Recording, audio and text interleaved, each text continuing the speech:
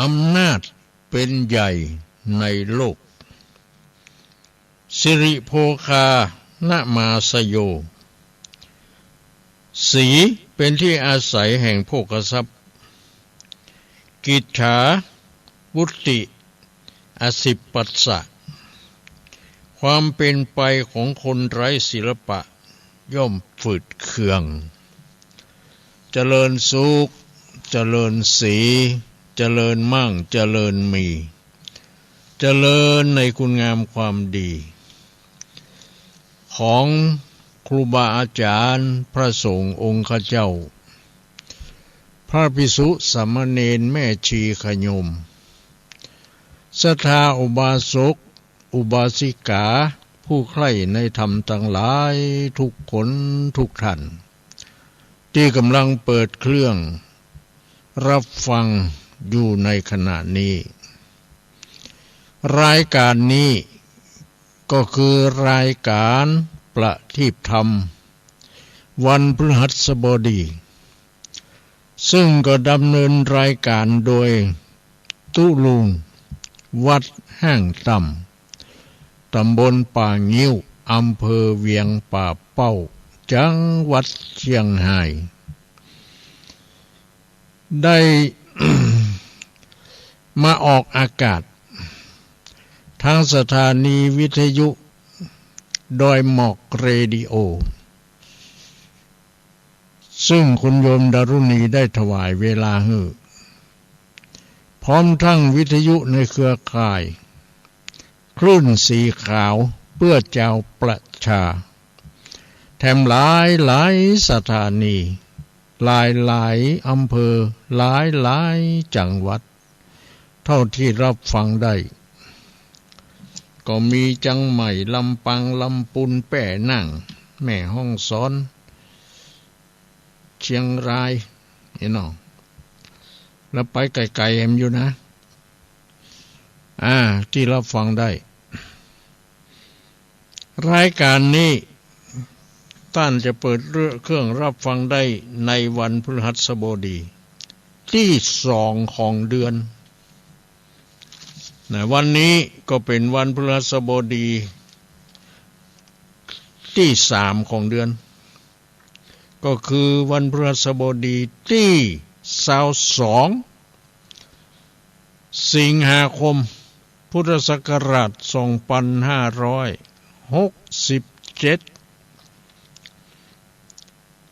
แฮม3ค่ำเดือน11เหนือเดือน9ใต้เนาะ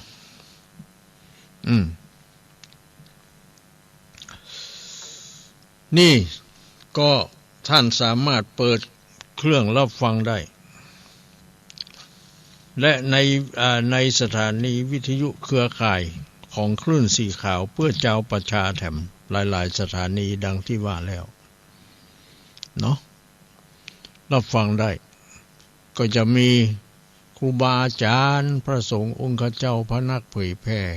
จิตอาสาได้มาออกทำรายการอยู่เป็นวันๆไป ก็หน้าที่ไผหน้าที่มันเนี่ยเนาะถ้าว่าติดขัดธุระปะปังจริงๆก็อาจจะจอยกันหรือมาออกแทนกันนะก็เป็นธรรมดาเพื่อบ่อยากให้ญาติโยมทั้งหลายคอยเก้อคอยนานคอยเปล่าประโยชน์เนาะ นี่ก็ทำความเข้าใจนะรับทราบเอาละเขาก็มาเข้ารายการภาษิตที่เอาขึ้นเบื้องต้นรายการนั่นวโสอิสริยังโลเกแปลว่าอำนาจเป็นใหญ่ในโลก อำนาจเป็นใหญ่ในโลกโลกนี่ก็หมายถึงโลกมนุษย์เนี่ยนะจะเป็นชาติภาษาใดก็แล้วแต่จะเป็นประเทศอะไรยังก็แล้วแต่ก็ถือว่าอยู่ร่วมโลกเดียวกันนี่แหละถึงแม้จะอยู่คนละทวีปอะไรอย่างต่าง ก็คำว่าโลกนี่หมายถึงแผ่นดินนะทั้งหมดอ่ะเนาะ ที่ไหนมีแผ่นดินน่ะ ที่นั่นเป็นโลกหมดอ่ะ ทีนี้ในบรรดาสิ่งทั้งหลายทั้งปวงนั่นที่เกิดมีขึ้นในโลกนี้ต่างก็มีอำนาจอยู่ในตัวแล้วทั้งนั้นมันจะต่างกันก็มากหรือว่าน้อยต่ออันอำนาจเป็นสิ่งที่บ่มีตัวตนนะเป็นสิ่งที่บ่มีตัวตนแต่ก็สามารถบังคับสิ่งที่มีตัวตนได้นี่แต่ก็สามารถบังคับสิ่งที่มีตัวตนได้อำนาจนั้นจัดว่าเป็นใหญ่ในต่างโลกเช่นอำนาจของพระราชามหากษัตริย์น้องพระราชามหากษัตริย์เนี่ยอำนาจของพระราชามหากษัตริย์ย่อมจะเป็นที่เกรงขามของชนทั่วไปนี่สามารถใจบังคับผู้อื่นให้อยู่ได้บังคับบัญชาได้นี่ทางธรรมเช่นอำนาจของพระธรรมพระธรรมคือคำสั่งสอนอย่างนี้เนาะอย่างพุทธศาสนาก็คือพระธรรมคำสั่งสอนของพระพุทธเจ้าเนี่ยในทางธรรมเช่นอำนาจของพระธรรมก็สามารถทำให้ผู้ปฏิบัติพ้นจากความทุกข์ให้ได้ถึงสุขได้นี่มันเป็นอำนาจอย่างนี้ นะเพราะฉะนั้นอำนาจมันเป็นใหญ่ในโลกอย่างนั้นเป็นที่เกรงขามของผู้อื่นอย่างอำนาจพระราชาเนี่ยเนาะ มันมีไผที่จะไปก้าวล่วงเขาจะต้องเทิดทูนไว้เหนือหัวเหนือกระหม่อมเนาะ เพราะว่าจะไปติฉินนินทาไปอย่างบ่ได้เพราะว่าอำนาจของพระราชานั้นย่อมจะเป็นที่เกรงขามของชนทั่วไปไม่มีใคร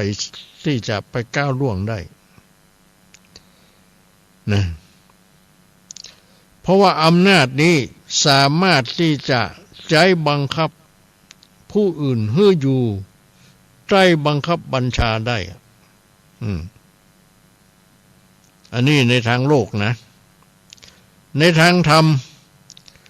ก็เช่นอำนาจของพระธรรมคำสั่งสอนขององค์สมเด็จพระสัมมาสัมพุทธเจ้าก็สามารถให้ผู้ปฏิบัตินั้นพ้นจากความทุกข์ให้มีความสุขได้ถ้าใครปฏิบัติจริงๆนะนอกจากปฏิบัติบทแต่หรือปฏิบัติขาดหายครึ่งกลางมันก็บ่ได้ผลเท่าที่ควรถ้าปฏิบัติจริงจังปฏิบัติจริงๆย่อมจะได้รับผลคือพ้นจากความทุกข์พ้นจากความทุกข์ให้ถึงสุขนี่อย่างกับพระอรหันต์น้องที่ท่านหมดกิเลสท่านก็พ้นจากความทุกข์หมดเพราะว่าจะเป็นทุกข์ทางโลกเป็นทุกข์ทางธรรมเป็นทุกข์อันอย่างก็แล้วแต่นะพ้นจากความทุกข์ทั้งหลายไปหมดและได้เข้าสู่ถึงพระนิพพานคือความสุขอย่างยอดเยี่ยมท ที่บ่ต้องเกิดแถมต่อไปเนี่ยก็คือมันดับกิเลสและกองทุกข์ทั้งปวงนะมันบ่มีเชื้อแล้วที่จะไปเกิดแถมนะอย่างเนี้ยก็เข้าว่าเป็นบรมสุขนี่เนาะพระนิพพานแต่ก็ยังว่านะมันมีสุขโลกีสุขโลกีมีได้ชั่วคราวสุขยืดยาวต้องเข้านิพพานเนาะ บางคนก็บอกว่าโอ้ยบ่ใครไปเถอะนิพพานเพราะตายแล้วมันบ่ได้เกิดเพราะมันบ่มีกิเลสบ่มีเชื้อที่จะเกิดอย่างกับพระพุทธเจ้าเข้าสู่นิพพานบ่ได้ปิกมาเกิดแถมอย่างนี้ ก็เพราะว่ามันหมดทุกข์ท่านถ้ามาเกิดแถมมันก็เป็นทุกข์นะมันเป็นทุกข์ทุกข์จะต้องกินทุกข์จะต้องหิต้องหาทุกข์อย่างสะปะสะเป็ดตลอดถึงวันนี้บางคนก็ทุกข์กายบางคนก็ทุกข์ใจบางคนก็ทุกข์ถึงกายทุกข์ถึงใจเนี่ย มันก็แตกต่างกันไปอย่างนั้นเพราะฉะนั้นพระพุทธเจ้าก็จึงสอนว่าบ่ถ้าย่อนงานเกินไปบ่ท่างคัดเข่งจนเกินไปเพื่อเอาใส่กลางมันจะบ่พอทุกข์มากอย่างสักเท่าใดถึงสุขมันก็บ่สุขมากอย่างจนเกินไปก็เรียกว่ามันอยู่ได้สบายอยู่ได้สบายอย่างกับเศรษฐกิจพอเพียงเนี่ยเนาะเฮาก็ก็หาไปตามกำลังสติปัญญากันอย่างของเฮาบ่กี่โลภโมโทสันมอกกุ้มกินกุ้มหยังเป็นวันๆไปก็พอดีแล้วน่ะเนี่ยเพิ่นเรียกว่าเศรษฐกิจพอเพียงกันครองชีพของอย่างให้มันพอเหมาะพอดีอย่างนั้นคือบ่โลภโมโทสันจนเกินไปแล้วก็บ่หย่อนยานคือบ่ยะอย่างเสียเลยมันก็บ่ดีเนาะเพราะคนเฮามันต้องกินต้องใจต้องอย่างต่างๆแต่ขอมันได้กินได้ใจพอสมควรเนาะก็พอดีแล้วนะมันบ่ทุกข์บ่ร้อนอย่างมากนักสักเท่าใดหน้าที่ไผหน้าที่มันการงานของไผของมันนั่นแหละอย่างครูเจ้าอยู่วัดก็เหมือนกันทุเจ้าสมัยบ่เดียวบ่ใช่เหมือนทุเจ้าสมัยตะก่อนนะต้องพัฒนาไปตามยุคตามสมัยโลกเปิ้นไปไกลเลย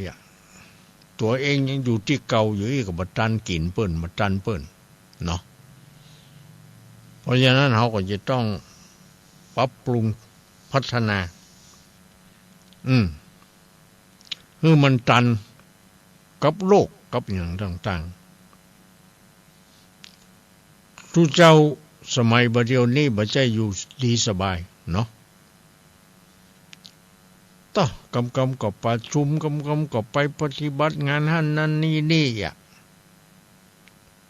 ย่างแต่ว่าวันซืนเนี่ยเมื่อวันที่20สิงหาคมที่ผ่านมาเนี่ยทางเจ้าคณะจังหวัด ได้มีคำสั่งให้เจ้าคณะอำเภอรองเจ้าคณะอำเภอและเลขาอย่างต่างๆออกปฏิบัติงาน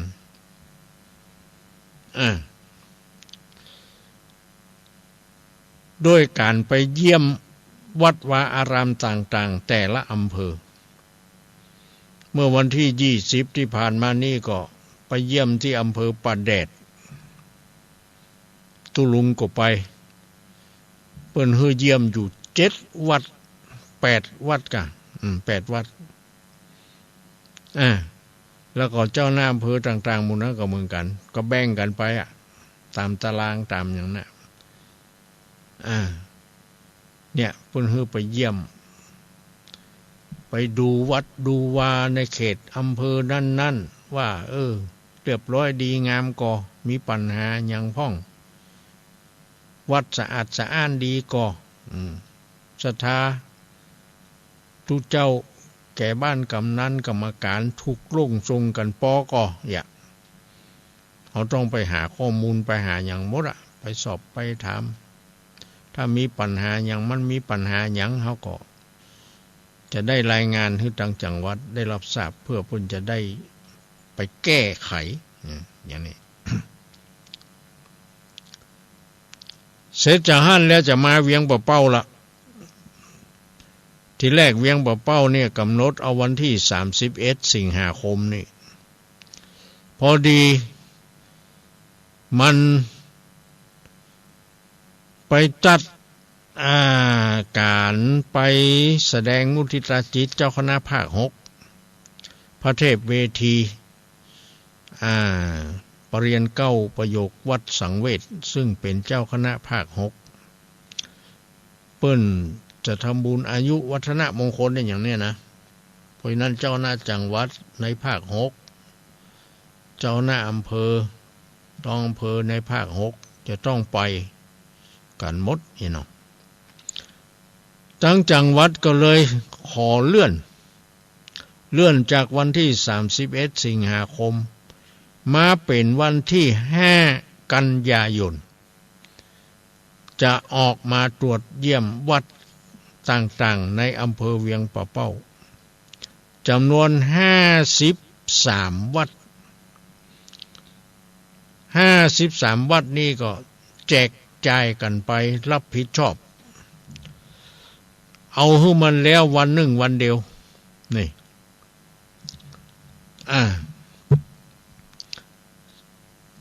เสร็จจากเวียงป่าเป้าก็จะไปอำเภอพานนี่แต่อำเภอพานนี่วัดเปิ้นนักวัดมี100ป่ายเกือบ200ก็เวียงป่าเป้ามีแค่53 วัด54 วัดเนาะอันนี้เขาก็จะต้องปฏิบัติงานเตรียมกันไปอันเนี้ยคืองานการของผู้เจ้าสมัยปัจจุบันนี้บ่เหมือนแต่ก่อนมันบ่มีเรื่องอย่างอี้เนาะผู้เจ้าอยู่วัดก็ได้กลับไปฮับตานเหียกาไปอย่างนั่นนี่เหียทำบุญนั่นนี่เหียท่านอยู่บ่ได้จังเนี่ยอย่างก็นอนหลับเหีย สบายเนาะแต่ทุกเจ้าสมัยปัจจุบันบ่สบายนะญาติโยมเตื้อเข้าวัดมาจะเป็น 2-3 ทุ่มเป็น 4-5 ทุ่มก็ยังมีนะเตื้อไปไกลบ่ใช่ไปเอี่ยวนะไปทำงานไปปฏิบัติงานนี่มันเป็นอย่างนี้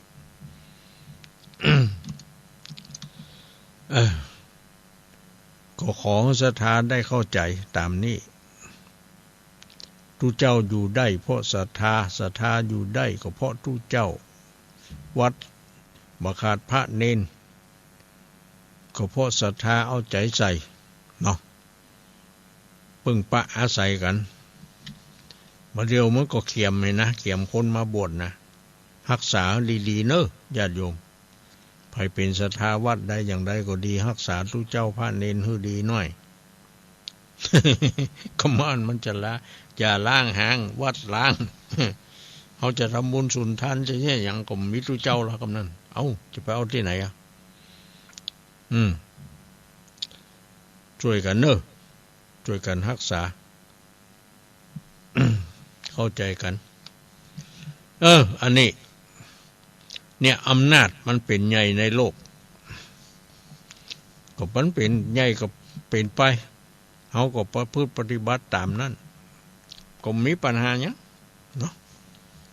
มีปัญหาเนี้ยมาข้อที่2สิริโภคานะมาสโยสีเป็นที่อาศัยแห่งโภคทรัพย์ สีในที่นี้ก็คือสคสลารอเรือสระอีนะเขาจะอ่านว่าสลีก็ได้สีตัวนี้ก็หมายถึงความสวัสดีมีเป็นมงคลเนาะสีตัวนี้หมายถึงความสวัสดีมีมงคลจะเกิดขึ้นก็ต้องต่อเมื่อบุคคลทำความดีหรือบุญกุศลนะสีตัวนี้มันจะเกิดขึ้นได้นะมันจะต้อง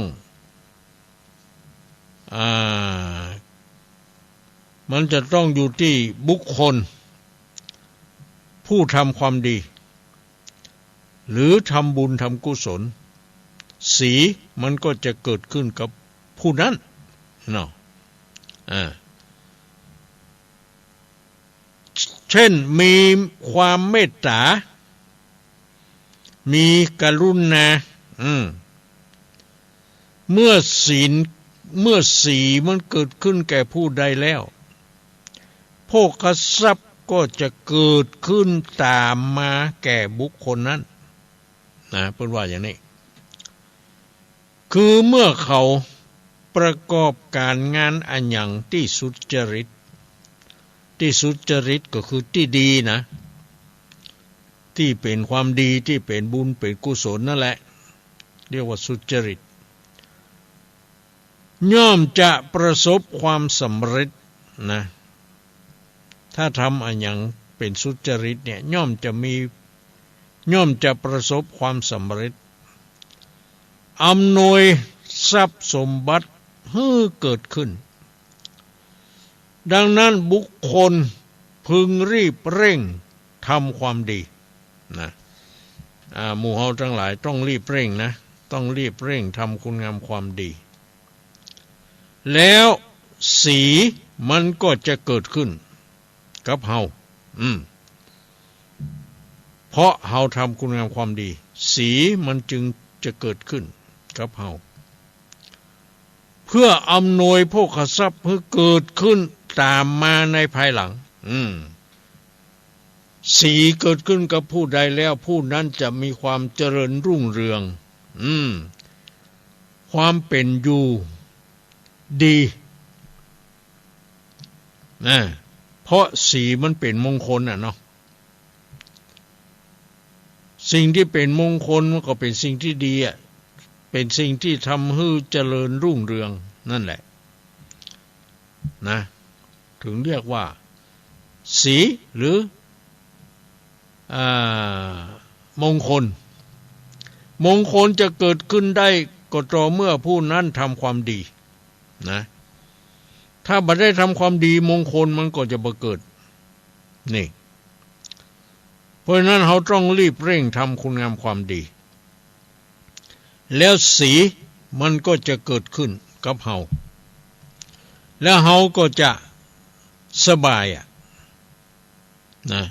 คือเฮามีความดีเฮามีบุญเฮามีกุศลนี่ลองสังเกตพอญาติโยมทั้งหลายไผ่ทำคุณงามความดีสีมันเกิดขึ้นกับท่านเนี่ย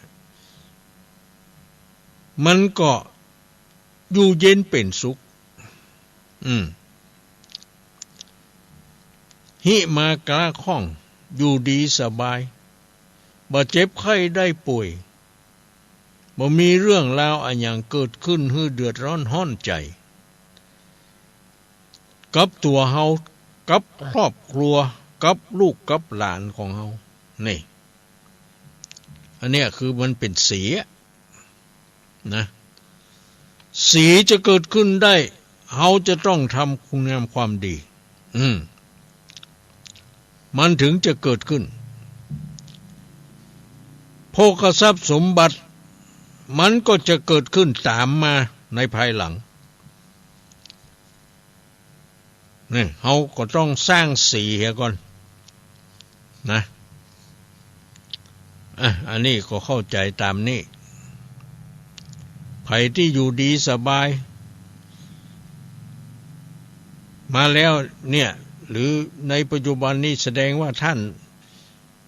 ท่านได้สร้างสีที่เป็นมงคลที่เกิดขึ้นกับตัวของท่านก็คือการทำคุณงามความดีหรือทำบุญทำกุศลนั่นแหละทำเมื่อมันเป็นสีขึ้นมา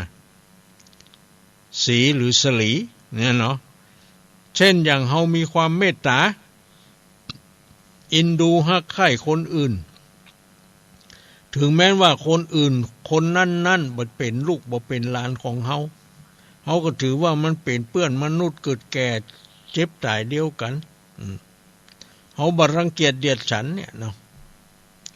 ถึงแม้มันบ่ใช่พี่ใช่น้องเฮาก็ตามนะเฮาก็ถือว่ามันเป็นมนุษย์ร่วมโลกเดียวกันคิดได้อย่างนี้มันก็สบายใจหรอกเฮาบ่ได้เบียดเบียนกันเฮามีเมตตาความฮักต่อกันความฮักต่อกันนะนี่แล้วก็มีกรุณาสงสารหันเขาทุกข์เฮาก็อยากจะช่วยเหลืออันนี้เรียกว่ากรุณานะ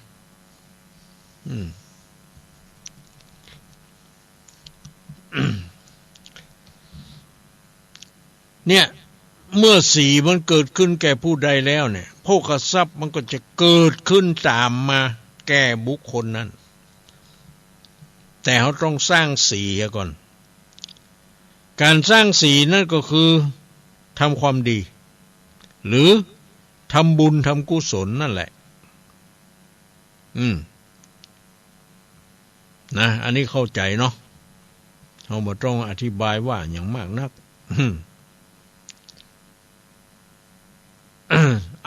มาข้อที่3ข้อที่3กิจฉาวุติอสิปปัสสะแปลว่าความเป็นไปของคนไร้ศิลปะย่อมฝืดเคืองคำว่าศิลปะก็หมายถึงอันอย่างหมายถึงความเป็นผู้ฉลาดในกิจการงานมุ่งเอาเฉพาะศิลปะที่หาโทษบ่ได้ซึ่งก็ได้แก่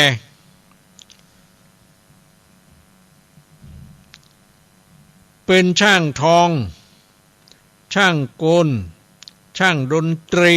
ช่างไม้เป็นต้นอันนี้เรียกว่าศิลปะที่เฮาทำนั่นนะฉะนั้นบุคคลที่มีศิลปะจึงประกอบอาชีพตามศิลปะที่ได้เรียนมาก็สามารถเลี้ยงชีวิตได้อย่างสุขสบายบ่ฝืดเคืองเพราะฉะนั้นเขาต้องมีศิลปะนะการที่จะมีศิลปะนะเขาก็ต้องมีความรู้พอสมควรนะความรู้ในการเรียนศิลปะ เช่นอย่างเขาเป็นช่างอันยังก็ดีช่างไม้ช่างปูนช่างก่อสร้างสร้างทำถนนหนทางสร้างแก้เครื่องยนต์กลไกสปะช่างไม้ช่างแปลงหอยอเฮือนนี่ก็ถือว่าเป็นศิลปะนั่นคือเขามีศิลปะแล้วก็เป็นศิลปะที่หาโทษบ่ได้คือเขาทำแล้วมันบ่ผิดกฎหมายบ่ผิดศีลธรรมนั่นแหละก็เป็นศิลปะที่สะอาดนะเนาะ เป็นศิลปะที่สะอาดเพราะฉะนั้นบุคคลที่มีศิลปะจึงประกอบอาชีพตามศิลปะที่ตนเองได้เรียนมานั้นเอาไปทำมาหากินเลี้ยงชีวิตได้นี่คนที่มีศิลปะนี่ก็สามารถเลี้ยงชีวิตได้อย่างสุขสบายบ่ฝืดเคืองนี่เพราะนั้นผู้มีปัญญาเท่านั้นจึงจะสามารถเล่าเรียนศิลปะได้นะ คนที่มีปัญญาเท่านั้นที่จะสามารถเล่าเรียนศิลปะได้ปัญญาคืออย่างคือความรู้หรือรู้รอบนี่เรียกว่าปัญญาโลกิยะปัญญาปัญญาทางโลกโลกุตระปัญญาปัญญาทางโลกุตระหรือทางธรรมเนี่ยมันก็ปัญญานี่มันก็มีเป็นอย่างๆเนาะบางคนหูจังโลกนักกว่าหูจังธรรมบางคนก็หูจังธรรมมากกว่าหูจังโลกบางคนหูจึงจังโลกหูจึงจังธรรมอย่างลึกซึ้งนี่เป็นบัณฑิตเนาะผู้รู้เนาะ แต่ขอให้หูอย่างใดอย่างหนึ่งแล้วก็ใจความหูนะให้เป็นประโยชน์นะ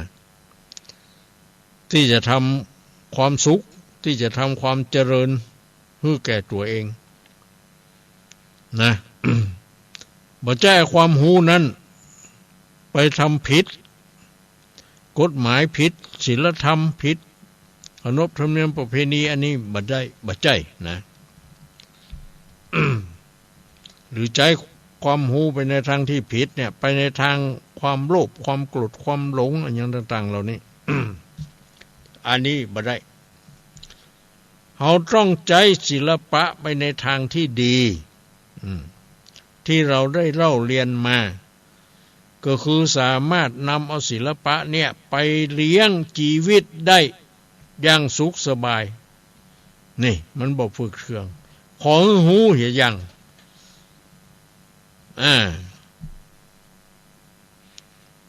หูอย่างเดียวก็ได้บ่ต้องหลายอย่างแต่ก็ทำให้มันจริงจังให้มันได้นะผู้ที่มีปัญญานี่นะจึงจะสามารถเล่าเรียนศึกษาศิลปะได้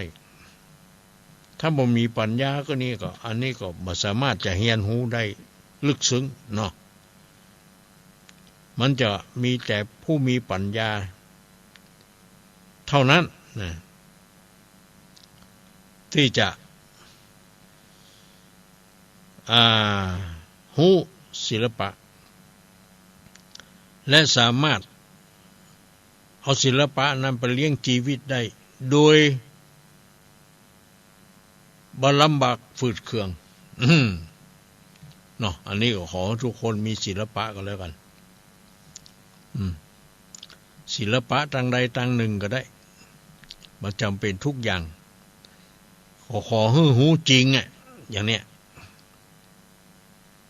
บางคนนี่มันหูนั้นน้อยหูนี้น้อยหรอกผลสุดท้ายก็ไปแย่อย่างบ่ได้สักอย่าง เพราะมันหูน้อยหูนักหลายแขนงหลายวิชาแต่ละวิชามันน้อยมันหูน้อยใครนี่มันบ่หูพิสดารมันก็บ่สามารถเอาความหูนั้นไปเลี้ยงชีวิตของตัวเองให้สุขสบายได้เนาะอย่างเฮาหูเร็วเกี่ยวกับเรื่องเกษตรเนาะสามารถ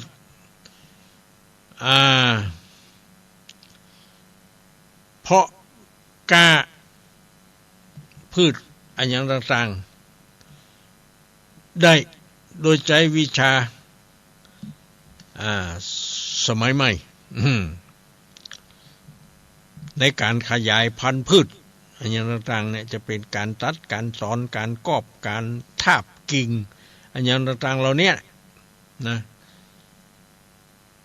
ขอมีความรู้อย่างก็ทำได้ทั้งนั้นเป็นวิชาชีพที่สามารถเลี้ยงตัวเองได้นี่อันอย่างทุกสิ่งทุกอย่างเท่าสนใจนะญาติโยมมันสามารถเนี่ยได้ทำได้หมดนอกจากเฮาบ่สนใจมันนะมันบ่เหลือวิสัยหรอกที่เฮาจะทำนะเพราะฉะนั้นภาษิต3ข้อนี้ก็มาอธิบายขยายความเพื่อแก่ญาติโยมทั้งหลายได้ฮู้ได้ทราบแล้วเนาะก็พอฮู้พอทราบพอสมควรต่อไปนี้ก็คงจะได้เล่าเรื่อง อันอย่างสักอย่างหนึ่งคือแก่ท่านทั้งหลายในอดีตการนานมาแล้วเนี่ยมีหนุ่มน้อยคนหนึ่งชื่อว่ามะคะหรือว่ามะคะมานพนั่นแหละเนาะหนุ่มน้อยคนนี้มีบ้านอยู่ในแคว้นมคธนะแคว้นมคธก็ในประเทศอินเดียนั่นแหละเขาไปที่ไหนมักจะทำที่นั้นฮือ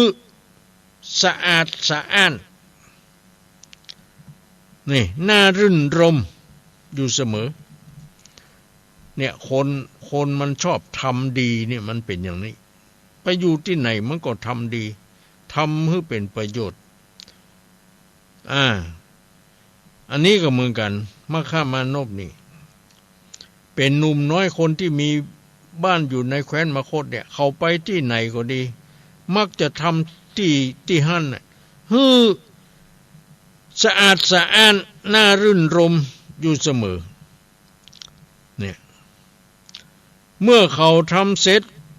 คนอื่นก็จะมาเอาเป็นของตัวเองเนี่ยบางคนนี่มันอย่างว่านะบัญญัติบัตรทำมาอย่างแต่ว่าพอมันสำเร็จเสร็จสิ้นก็ไปอ้างตัวว่าตัวเองเป็นคนทำอย่างนี้นะ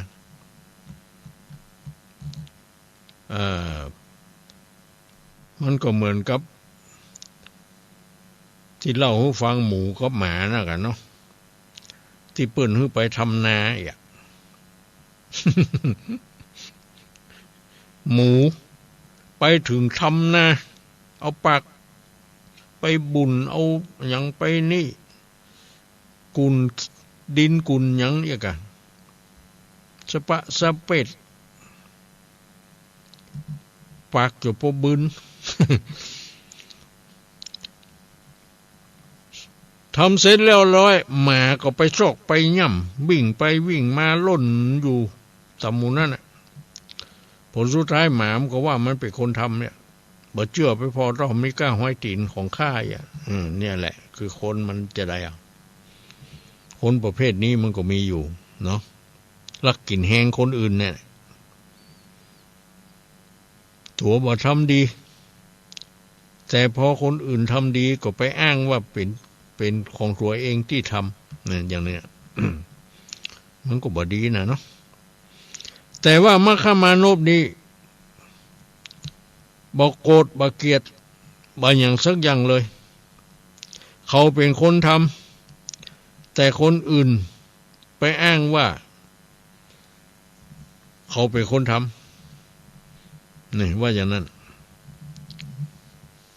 เพราะว่า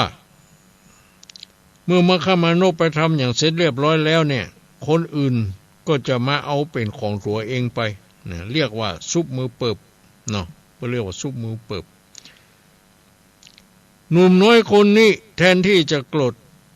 ก็บอกโกรธเพราะถือคติที่ว่าคนอื่นสุขเขาก็สุขด้วยและเขาก็ทำเช่นนี้เป็นอาจินอยู่แล้วมิใช่ว่าทำชั่วครั้งชั่วคราวเขาทำมาโดยตลอดทำโดยที่บ่มีไผมาบังคับทำโดยที่บ่มีไผมาสั่งมาบอกให้ทำมันเกิดจากจิตจากใจเองว่ามันน่าจะทำอย่างไปทำศาลาที่พักร้อนไว้ที่หนทางแยกอะไรอย่างต่างๆเนี่ยนะมันเป็นประโยชน์นี่เวลาคนมาคอยขึ้นรถก็ดีคนไปมากายมาจะได้แวะเข้ามาพักมายั่งเวลาฝนตกอันยังกาเวลาแดดออกมันร้อนเนี่ยเพื่อก็เลยไปทำอย่างนั้นต่อมาก็มีคนมาถามเขาว่าทำอะไรอย่างเขาก็ตอบว่าทำทางไปสวรรค์ ว่าอย่างนั้นทำทางไปสวรรค์ทีนี้หมู่คนทั้งหลายเหล่านั้น ก็เลยขอเข้าร่วมการทำรวมกันแล้วมีอยู่33คนเพื่อว่าอย่างนั้นนะรวมอยู่แล้วก็มี33คนที่มาร่วมมคมานพทำถนนหนทางทำที่พักยั่งอย่างนั้นทั้งหมดก็ได้ปากันไปปรับที่ปรับตางที่ไหนบ่ลาบบ่เรียบก็ทำให้มันลาบให้มันเรียบเหมาะแก่การคมนาคมคือการเดินสัญจรไปมาทีนี้คราวนี้มันก็เกิดมีคนอิจฉาเนี่ยคนอิจฉานี่เรียกว่าเห็นคนอื่นดีทนอยู่ไม่ได้นะชอบจะไปอิจฉาเขาทั้งตัวเองก็บ่ทำบ่เนี่ยหันเปิ้นเนี่ยเปิ้นทำมีคนยกย่องมีคนอย่างต่างๆตัวเองก็ค่อยมีหน้ามีตาค่อยมีชื่อมีเสียงเหมือนกับเขาแต่ก็บ่เนี่ยบ่ทำแล้วก็ไปอ้างว่าเป็นผลงานของตัวเองอย่างทำนองนี้นะมันก็มีอยู่ในปัจจุบันนี้ก็มีอยู่นะเนี่ยคราวนี้เกิดมีคนอิจฉาก็คือเป็นผู้ใหญ่บ้านนั่นแหละในบ้านนั้นพอมาหันหมู่33คนนี่มาทำคุณประโยชน์อย่างแปลงถนนหนทางแปลงที่พักยั่งของคนสัญจรไปมามีคนยกย่องสรรเสริญไอ้ผู้ใหญ่บ้านคนนี้มันก็เลยอิจฉาก็เลยหาเรื่องหาราวไปจับเอาไอ้หมู่นี้มาหาว่าเป็นช่องโจร เป็นช่องโจรว่าอย่างนั้นนำตัวไปฟ้องพระราชานี่พระราชาในที่นี้ก็คือคงเป็นผู้มีอำนาจปกครองในท้องถิ่นนั้นแหละเรียกว่าพระราชาเนาะในสมัยนั้นอย่างบ้านเมืองเฮาสมัยบัดเดี๋ยวนี้ก็จะมีนายอำเภอกะกำนันกะเนี่ยผู้ใหญ่บ้านกะหมู่นี้ก็คือเป็นผู้นำมีอำนาจในการปกครองนั่นแหละแต่ในสมัยนั้นเรียกพระราชาทีนี้พระราชานี่ก็บ่ได้ฟังเรื่องราวอะไรอย่างให้มันหมดสิ้นเขามาฟังก็เลยเชื่อไปตามเขาหมู่นั้นนี่ก็เลยสั่งบอกว่าถ้ามีอย่าอันแจ้งให้สู่เขาไปเอาจ้างไปกระทืบไอ้พวกนั้นเหียให้มันตายเหรอทั้งหมดเลยอย่าไปให้มันได้เหลืออีกว่ะ ทีนี้หมู่หนุ่มน้อยมคมานพ33คนนั่นที่เขาร่วมหัวกันทำคุณประโยชน์ทำถนนทางสร้างศาลาอย่างไว้นั่นทราบข่าวว่าพระราชาฮือเขาเอาจ้างไปเพื่อจะกระทืบพวกเขามคมานพก็เลยปลอบใจพวกของตัวเองว่าสหายเอ้ยที่ปึ้งของเฮาบ่มีอย่างแล้วนอกจากเมตตาความฮักขอให้พวกเฮาเนี่ยอย่าไปโกรธอย่าไปเกลียดจงแผ่เมตตาจิตให้แก่พระราชาในผู้ใหญ่บ้านแล้วก็ในจ้างที่เขาปล่อยมาเพื่อจะมากระทืบเฮาก็ขอให้แผ่เมตตาจะไปโคดจะไปเกลียดจะไปด่าจะไปบ่นอย่างว่าให้เขาปล่อยมันทำใจดีไว้แผ่เมตตาเอาไปด้วยอานุภาพของเมตตาที่มคมานพได้บอกให้แก่ลูกน้องของตัวเองที่ร่วมงานกัน33คนนั้น จ้างบ่สามารถที่จะเข้าใกล้เขาได้เลยนี่เพราะบุญญาบารมีของเมตตาบ่โกรธบ่เกลียดบ่ชิงบ่ชังนั่นแหละฝ่ายพระราชาหันว่าจ้างบ่สามารถเหยียบพวกเหล่านั้นได้ก็ทรงดำริว่าจ้างมันคงห่านคนจำนวนมากมันจึงบ่กล้าเข้าใกล้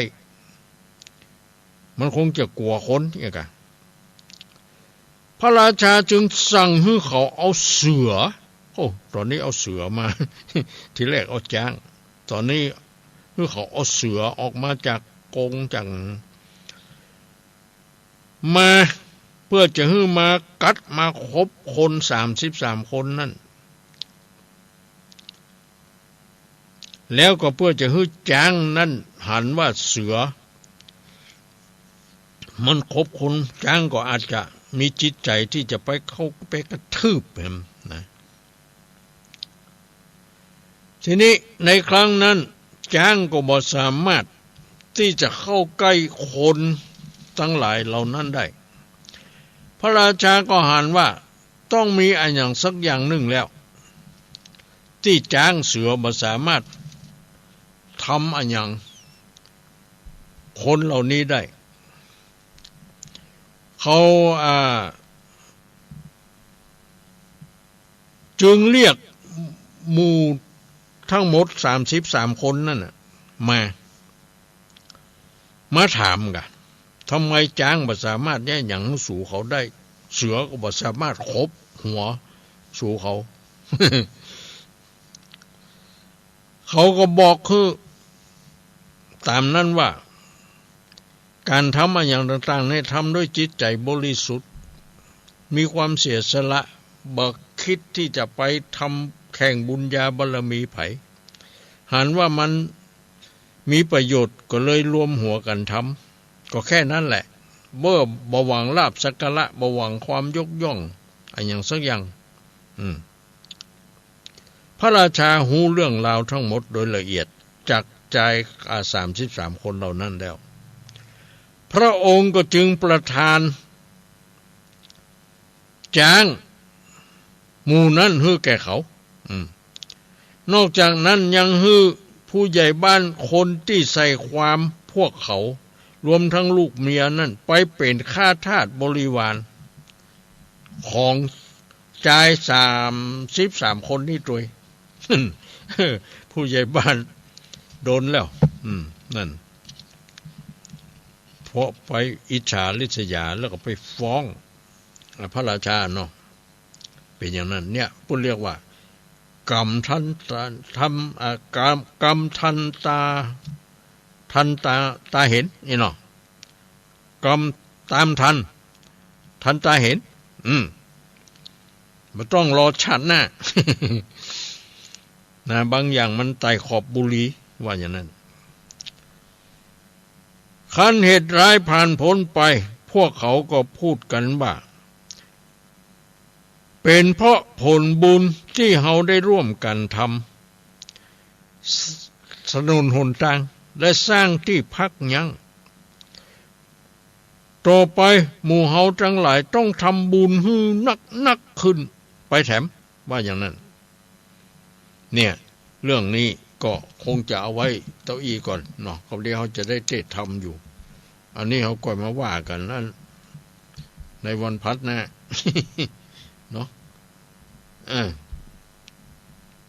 อันนี้ก็เป็นเรื่องราวหนึ่งเนาะมาเราสู่กันฟังบางทีก็ได้ยินมาหลายครั้งหลายคราวละก็บ่เป็นยังฟังแล้วฟังแถมฮู้แล้วฮู้แถม ได้แล้วได้แถมนั่นเหมือนกับเงินทอง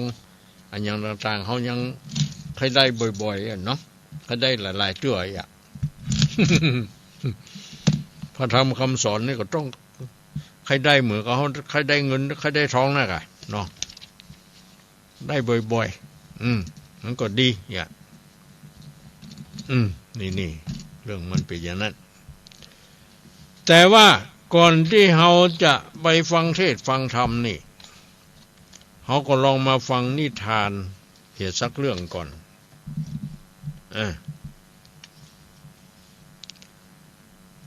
นิทานนี้เรื่อง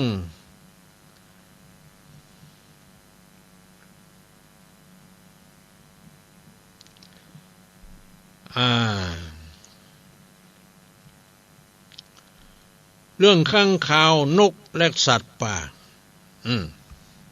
เนาะ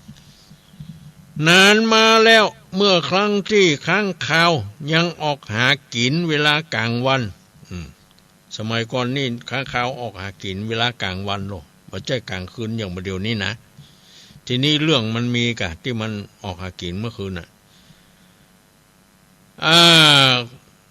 เมื่อครั้งที่ข้างคาวยังออกหากินเวลากลางวันฝูงนกและสัตว์ป่าเกิดทะเลาะเบาะแว้งกันจนกลายเป็นสงครามใหญ่โตแต่พวกข้างคาวก็วางตัวเป็นกลางดูท่าทีเมื่อสัตว์ป่าเอาชนะฝูงนกได้ข้างคาวก็รีบทำตัวสนิทสนมขอเข้าร่วมกับฝ่ายสัตว์ป่าทันทีเรียกว่าข้างคาวนี่มันฉลาดแกมโกงใครๆมันฉลาดเหมือนกันฉลาดเอาตัวรอดกันเขาพิษยังกันมันบ่เข้าไปยุ่งเกี่ยวมันจะดูข้างนอกพอไผชนะมันจะไปเข้ากับหมู่นั้น นี่อันนี้ก็เหมือนกันเนาะอันนี้ก็สัตว์ป่าเอาชนะฝูงนกได้ข้างคาวมันก็รีบทำตัวสนิทสนมขอเข้าร่วมกับฝ่ายสัตว์ป่าทันทีนี่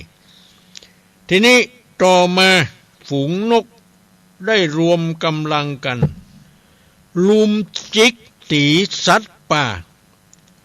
จนสัตว์ป่าพ่ายแพ้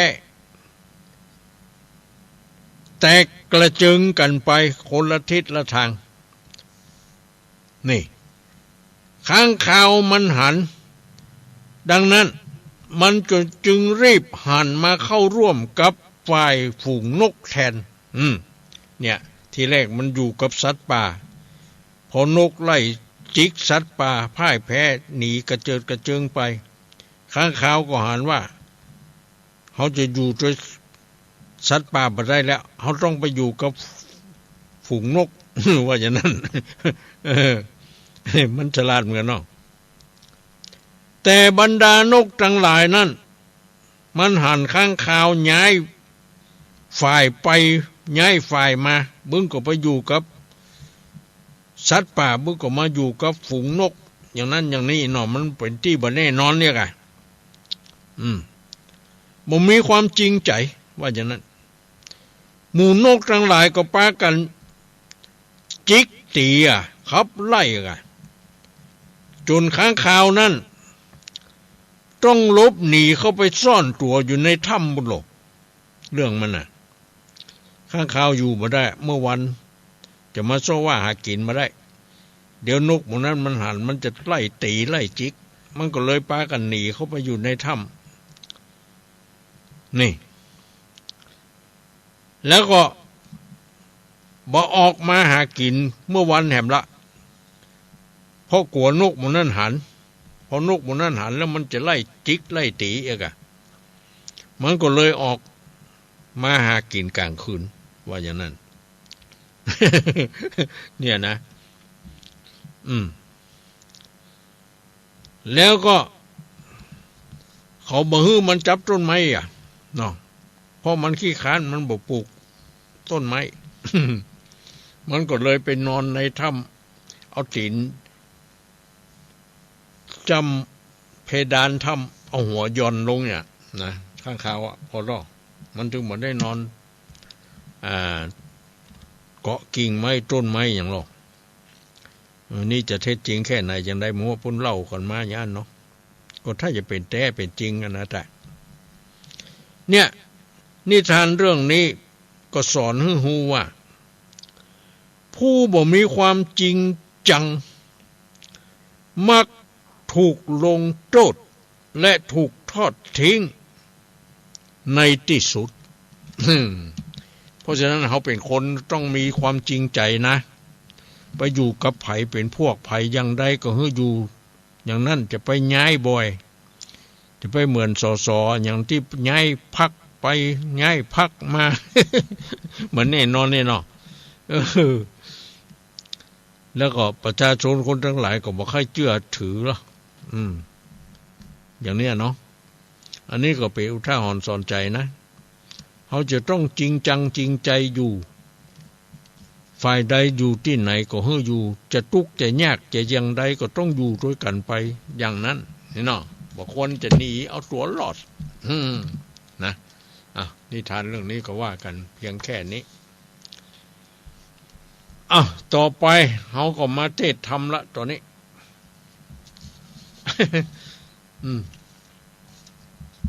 นิทานก็อู้ไปแล้วบรรยายธรรมก็บรรยายไปแล้ววันนี้ได้หลายอย่างเรื่องแมวขนคำผูกที่7วันนั้นเทศยังบ่จบเรื่องราวมันก็เกี่ยวกับฤาษีไปอาบน้ำในแม่น้ำนั่นพอดีก็หันดอกบัวไหลมาไหลเข้ามาใกล้เข้าฤาษีก็เลยจับเอาดอกบัวนั้นไว้แล้วก็ดูในดอกบัวนั้นไปหั่นใส่ละอ่อนแม่ยิงคนวะอยู่ในดอกบัวนั้นงามอีหรองามสวยก็เลยอุ้มเอาเด็กน้อยนั้นไปสู่ศาลานี่ฤาษีนะทีนี้จะได้เนาะเด็กน้อยคนนี้มันก็ร้องไห้มันใครจะอยากนมอีหรอมันคงจะไม่ได้กินนมไผ่บอกว่าเอาใส่ดอกบัวใส่แปรไหลมานี่ ฤาษีก็เลยอธิษฐานขอให้น้ำนมออกมาจากปลายนิ้วก้อยของฤาษีเนี่ยเพื่อจะเอาให้เด็กน้อยคนนี้ได้ดื่มได้ดูดกินก็ปรากฏว่าแรงอธิษฐานนั่นก็เกิดเป็นน้ำนมปุ้งออกมาจากนิ้วก้อยของฤาษีเข้าปากเด็กน้อยคนนั้นได้ดื่มได้กินฤาษีก็เลี้ยงดูเอาไว้ที่กุฏิหันเลี้ยงดูละอ่อนคนนี้ก็เลยตั้งชื่อให้ว่าอาสมาลาพออาสมาลาอายุได้15 ปีสวยสดงดงามเหมือนกับเทวดาลงมาเกิดคิ้วกงก้อมแวดอ้อมตาเขียวอันอย่างนั้นเนาะ อย่างเป็นอันดีอันงามอีหรอคนทั้งหลายหันฤาษีมีแม่ยิงนอนอยู่ในกุฏิเดียวกันถึงฤาษีนั่นเขาก็มาจดจันขันต่อกันว่าฤาษีเอาสาวมานอนตัวร่วมห้องว่าอย่างนั้น เนี่ยนะเนาะมันเป็นอย่างนี้เพราะว่าฤาษีต้องเป็นผู้มีศีลนะแต่หารู้ไหมว่าเปิ้นเอามานอนนั่นเปิ้นมาได้ยุ่งเกี่ยวอย่างกันไอ้น้องนอนคนที่คนต่างแต่ว่าอาจจะเป็นอาสมเดียวกันความทราบถึงฤาษีก็กลัวว่ามันจะเป็นเรื่องเป็นราวเข้าใจผิดใหญ่โตกันไป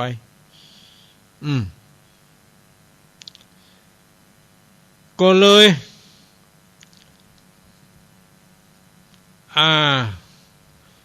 ส่งเอานางนี่ออกไปนอกศาลาส่งนางนี้ออกไปนอกศาลา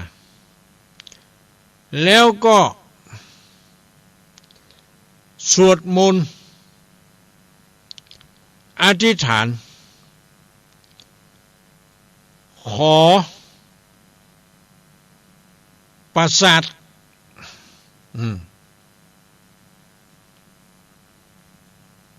ปราสาทก็เลยพุดขึ้นมาว่าอย่างนั้นโอ้ฤาษีนี่ก็มีอิทธิฤทธิ์เหมือนกันเนาะก็เปิ้นเป็นคนบริสุทธิ์เนาะเปิ้นมีศีลนะเปิ้นปฏิบัติธรรม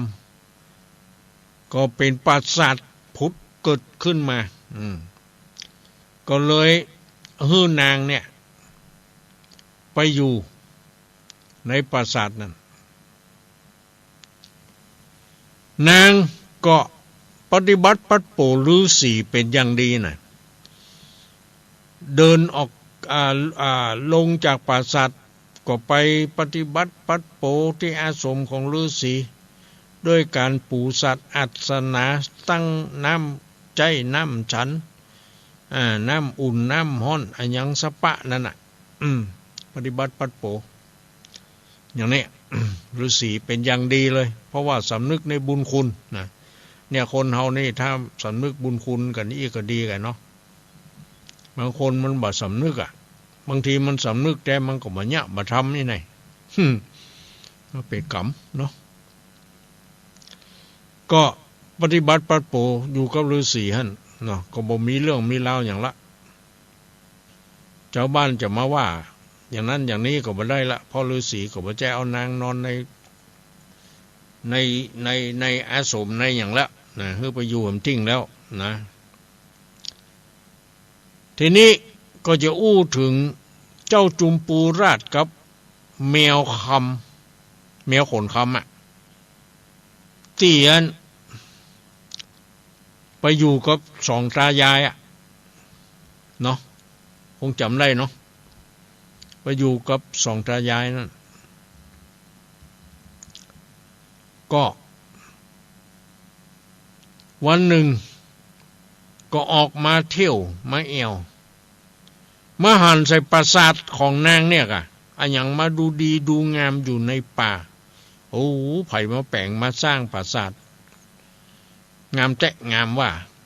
ประดับด้วยแก้วมิบมอบอันยังทำนองนี้เนาะก็จึงพกพอกอยดูแลว่ามันเป็นปราสาทของไผ่อย่างไรเอกพอดีก็หันนางอัสมาเนี่ยลงมาเล่นอันอย่างมาเดินเล่นมาอย่างเนี้ยจุมปูราชกับแมวคำหันกับป้ากับทอมตัวอีโลว่านางนี่มันอยู่ปราสาทนี่แต่กะอย่างมางามแต่งามบ่ายก็นางนั่นหันก็อันก็คล้ายๆว่าอายเนาะก็เลยเดินเวยขนาดเดินเพื่อบะฮื้อเขาได้ตามทันเนี่ยแล้วก็ไปลี้ซ่อนอยู่นี่หรอไปซ่อนตัวอยู่ในปราสาทนั่นนี่นะเนี่ยเรื่องเรามันจะเป็นยังไงให้มันก็ลองฟังต่อนี่ไปเนี่ยคงจะเป็นอย่างนั้นนะ ก็เป็นอย่างนั้นก็แล้วแต่ ฟังเอาว่ามันเป็นยังไงเอาละ เขาคงจะมาตั้งหน้าโมเนาะเพราะว่าตั้งแล้วแต่ว่ามันเทศบ่จบบ่ได้โลกบ่เดี๋ยวนี้ก็จะมาเทศต่อเนี่ยค่ะ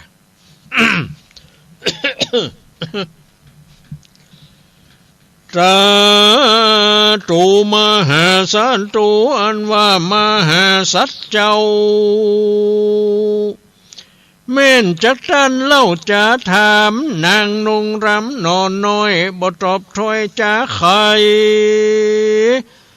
เยอะสันใดก็แล้วนางนอแก้วบุญหนาบ่เจียนจาเก่าอูเจ้าดักอยู่สันดีนอมุนีน้อยนาดคันนิงขวัดในใจ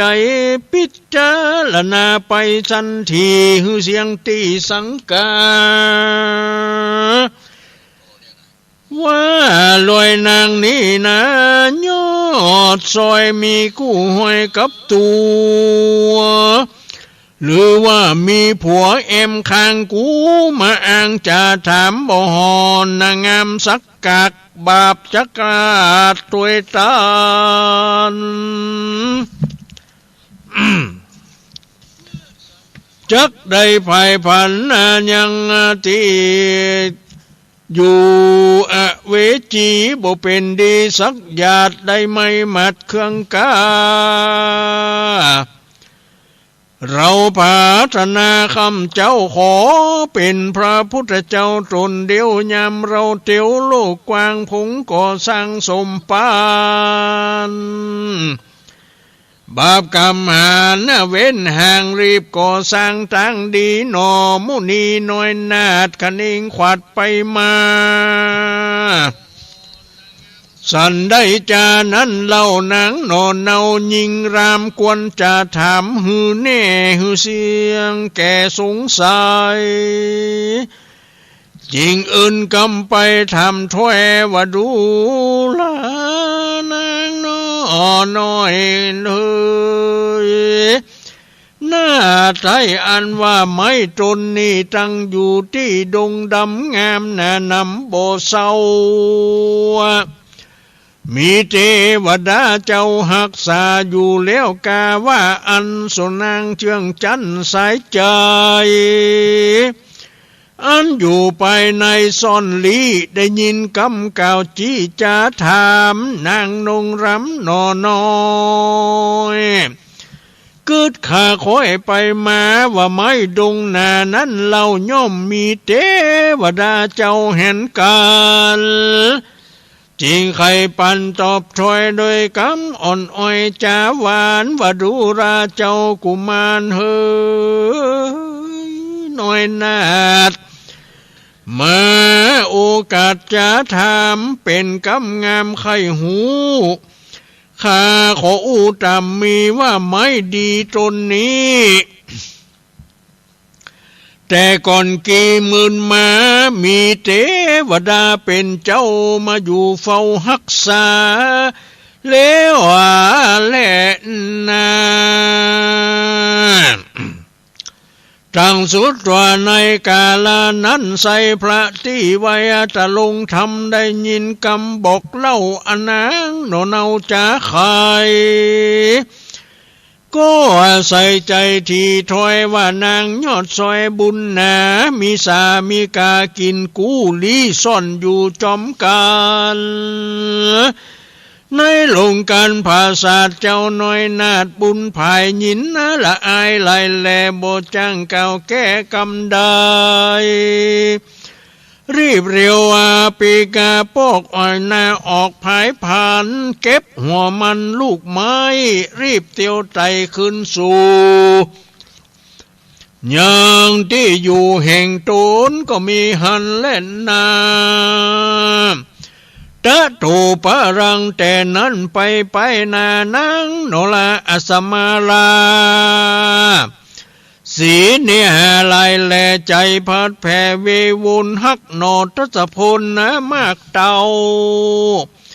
ทุกสุขเศร้าเหลือล้ำบ่กินเข้าน้ำแรงไงจักพันภายไปสู่บ่หูที่อยู่หนได้จริงจะใครบอกเล่าหือพ่อเจ้าระสีตนเจียงจีบุญใหญ่หูแจงควายตะลงยานหูอาการแจ้งทีจริงกาวจี้กำงามเล่าลมตามเก้าเหตุหือแจ้งจิตหันใสว่าอย่าน้อยใจเจ้าหนอเนากุมมันเป็นนอตะลงยันบุญกว้างพงก่อสร้างป่าละมีเตียวสันทีโลกไตอยู่ป่าไม้ดงไพรบ่ไกลไกล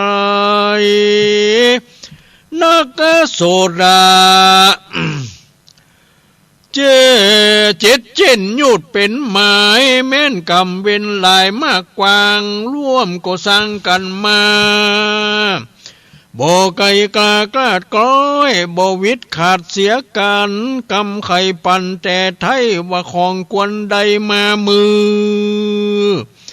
เป็นดังลือก็แล้วบ่กาดแก้วเสียไหนแม่นอยู่ไกลขอบฟ้า เรืออยู่ป่าจอมดอยไก่จอยไว้ยิ่งล้ำอยู่เถื่อนทำผูขาพาเตี้ยงไหลมาบอกแล้วจะแลนานางอาสมาลายอดซอยฟังกำถ้วยราศีโลโสกามีไม่มาดก็หนีขัดให้ไปนางมีใจจมจื่นปีติตื่นเจยบานก็มีประการดังนี้แลนาตาโตมหาสัตโตอันว่ามหาสัตเจ้าบุญนากันปิกกามารอดสู่ยังที่อยู่ของตนในไพศาลป่าเศร้าอยู่กับอาเทวาคนพรานเหิงเมื่อนานเตใส่นับอันใด7 วันนาหนอจันยอดซอยกล้ามาจ่องหอยมาถึงเจ้าลำปึงบอกขาดหานางนาดบุญมีลูกละสีป่าไม้อดบ่ได้เหลือแรงจริงใจแข่งเตียวออกบอกกล่าวบอกคนใด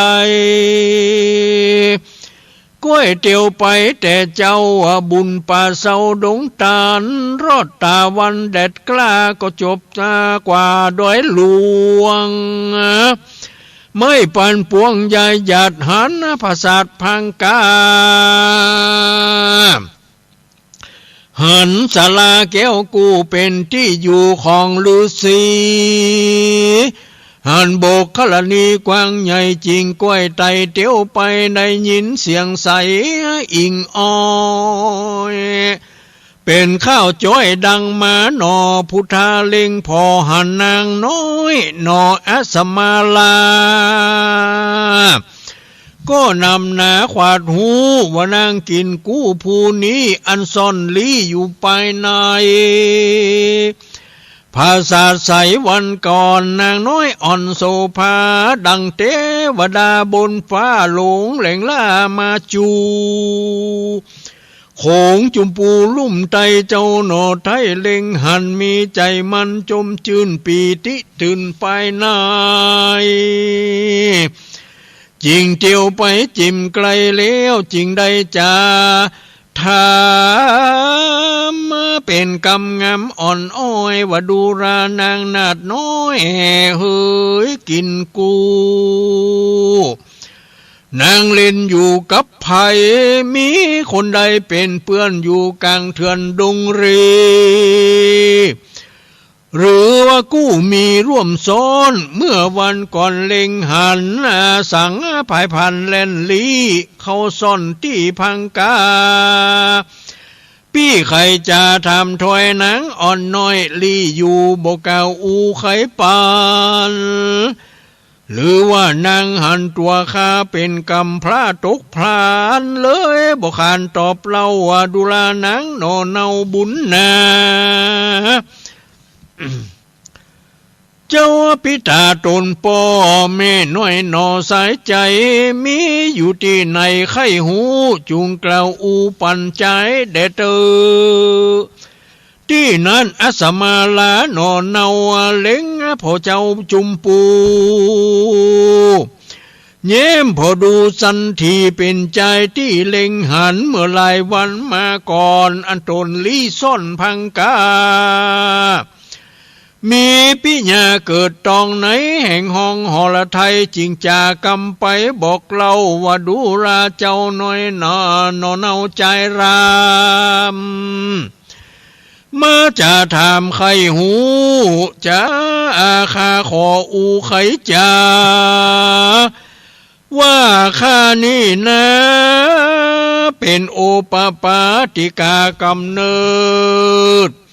ในดอกบัวเลิศบานงามในดงรำป่าไม้กลางบุกใหญ่ทอทาคลนีพ่อฤาษีเป็นเจ้าใจบ่เศร้าเมตตาเอาข้ามาเลี้ยงไว้อยู่ป่าไม้ดงเขียวตัวเองเดี๋ยวอยู่เถื่อนบ่มีเปื้อนร่วมซ้อนเมื่อวันก่อนนั้นใส่เจ้าปีไทยจะถาม ว่าไม่ดงรามนี้เล่ามีเทวดาเจ้าหักษาอยู่แล้วกาว่าอ่านข้าน้องจันก็ไขปานว่าไม่ดงตันตนนี้ตั้งอยู่ที่ป่าเศร้ามีเทวดาเจ้าเมืองโบนฮักษาตนนั้นใส่ข้าน้องไทยไปหูจริงกล่าวอูไขจาเกิดดงนาแหลงลาบ่เคยหันหน้าใจใดจริงตกใจสะดุงสติพุ่งเววาสมาลานอนเนาไขบอกเราจาวานหนอโพธิญาณบุญใหญ่รู้แจ้งไข่ตามมีก็มีหันแลนานี่ที่ทางขีญาสังวนาวิเศษจะห้องเหตุจุมปูราชพญาแมวคนคำผูกทวนเจ็ดก็บังกุมสมเรศเสด็จแล้วเต้านี้ก่อนแลโอ้เสียงก็บ่พอใครเท่าใดก็พอฟังได้เนาะเพราะมันใจเสียงนักกะ ก็บ่เป็นหยัง จานเสียงเกิดไปภาวะชาติใดขอเสียงดีกว่านี้ เหมือนกับแม่มารไปฟังเทศน์ตั้งใจฟังบุญนั่นเกิดไปถึงลูกในท้องลูกนางเกิดออกมาปดโตเสียงนี่โอ้ม่วนใหญ่อิงอ้อยไผ่ได้ยินได้ฟังแล้วปดโตละเมาเอาใจใจสั้นบั่นไหวเมาเสียงพระน้อย ด้วยบุญสมปานอันนั้นนี่เนาะได้ไปฟังธรรมแม่มารไปฟังธรรมลูกในท้องอยู่ในครรภ์ก็ฟังธรรมตัวเอง เนี่ยบุญมันทอดไปถึงกันได้นะเนาะบุญความดีเนาะก็บ่เป็นหยัง เอาละก็จะขอประกาศอนุโมทนา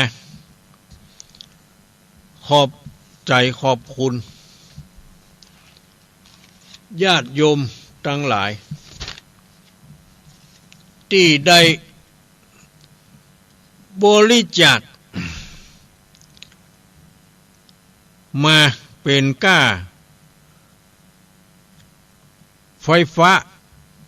ในห้องส่งและเป็นก้าบำรุงรักษาเครื่องคอมพิวเตอร์เตือนมันก็จังรู้จังเสียอย่างที่เคยอู้ฟัง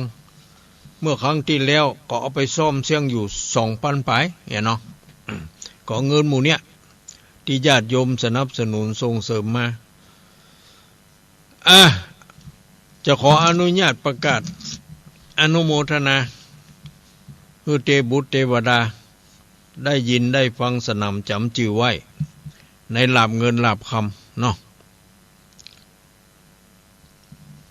อาจจะประกาศซ้ำไปก็บ่เป็นหยังอันนี้เมื่อวันที่11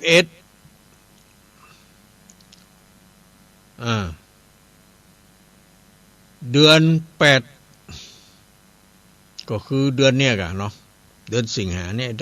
ประเมินมานี่รับจากแม่แก้วสุวรรณนางสุพินชาววัฒนาบ้านศพลีเนาะบริจาคเป็นก้าไฟฟ้ามาบำรุงเครื่องมาอยู่300 บาทสาธุอนุโมทนาต่อจากนั้นก็รับจากแม่เสาดวงตานี่เนาะบริจาคก้าไฟฟ้ามา80 บาทสาธุอนุโมทนาอันนี้รับจาก ป้อพัดแม่จมผาคำบ้านสันทราย100 บาทสาธุอนุโมทนาต่อจากนั้นก็หมายมีนางสาวพีรัชยาชัยวงศ์เหล็กนางสาวรัชนีกรชัยวงศ์เหล็กนายธีรพัฒน์กองปินตานางสาวจริตาพอบอีกนามสกุลเปิ้นคำเดียวเนี่ย เป็นนามสกุลฝรั่งเนาะพรอบอีน้องแล้วก็เด็กหญิงอลิสาพรอบก็ถวายค่าไฟฟ้ามารวมกัน200 บาทสาธุสาธุสาธุอนุโมทนาขอให้บุญคำบุญจูบุญรักษาเทวดา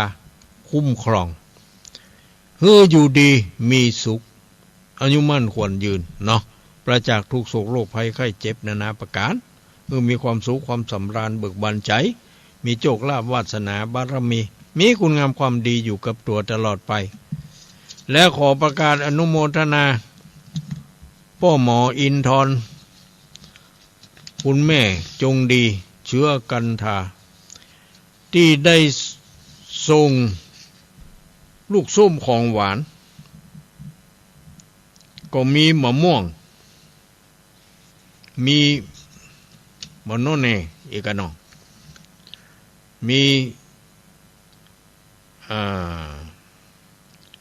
มีส้มแล้วก็มีบะขามป้อม เอาใส่ลังส่งมาทางไปรษณีย์จากอำเภอฝางจังหวัดเชียงใหม่เนาะส่งมาได้รับเรียบร้อยแล้ววันนี้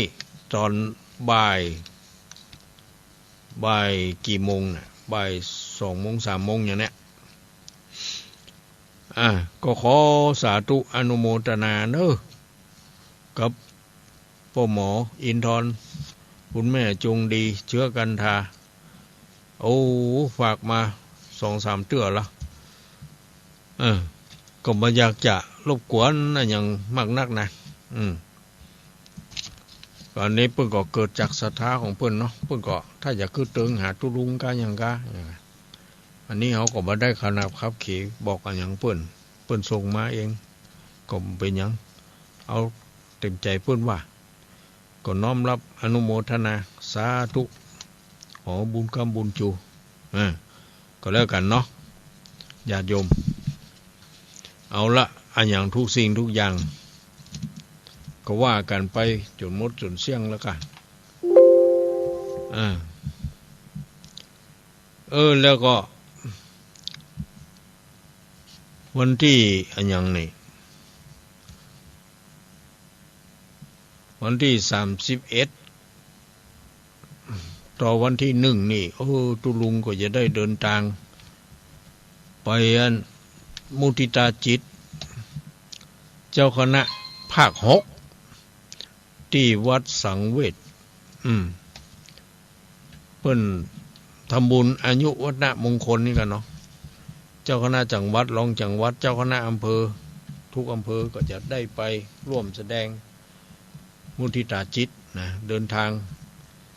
เข้ากรุงเทพคงจะไปเครื่องเพื่อเขาติดต่ออยู่เดี๋ยวนี้เพราะว่าเอารถไปมันเหนื่อยมั่วบ่ให้ไหวเนาะมันไกลเอาไปเครื่องกำเดียวเนาะ30 นาทีแท้ถึงแล้วหรือว่า50บ่ใช่30 นาทีชั่วโมงนี่ละเนาะชั่วโมงไปชั่วโมงมาชั่วโมงก็คงจะไปขึ้นที่เชียงใหม่เนาะแล้วไปลงที่ดอนเมืองแล้วต่อแท็กซี่ไปแหมที่วัดสังเวชนะวันที่1 กันยา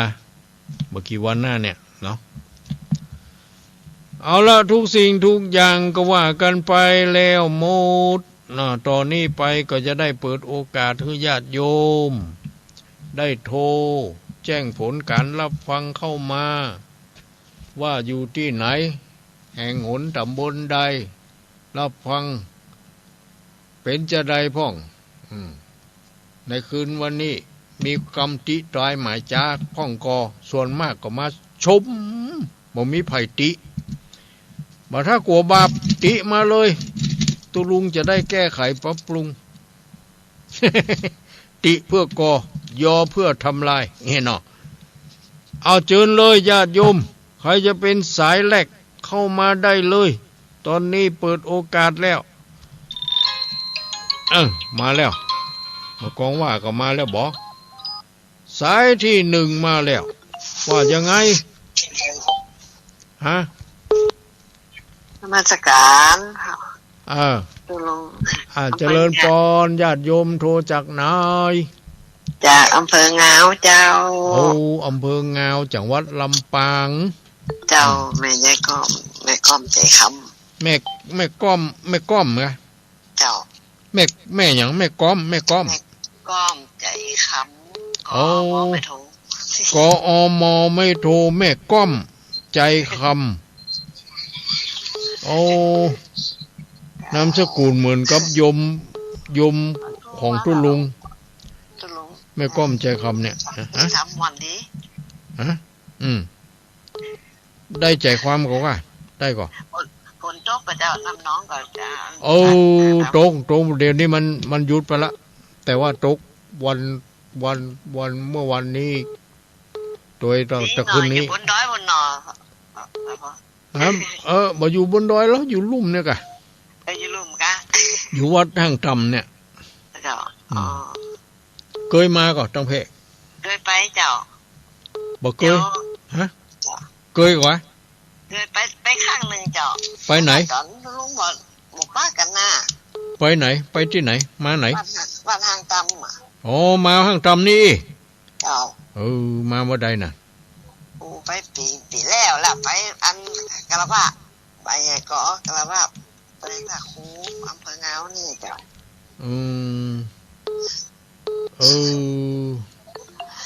เดี๋ยวถ้าไปข้างเดี๋ยวจะโทรหาพระครูมีเบอร์โทรละเนาะมีละอันเนี้ยกับเบอร์เนี้ยกับ